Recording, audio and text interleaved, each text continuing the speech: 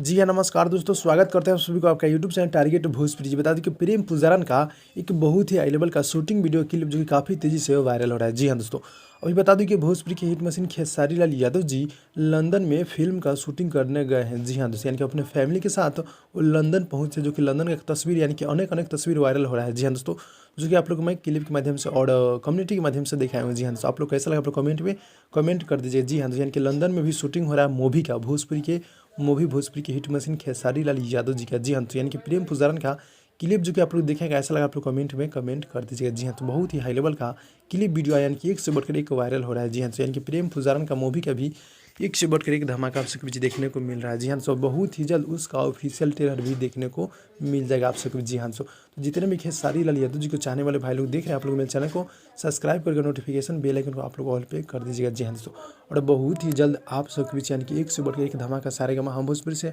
और अनेक अनेक कंपनी से देखने को मिल जाएगा। जी हाँ दोस्तों, तो भाई लोग मिलते हैं अगली वीडियो में, तब तक के लिए धन्यवाद।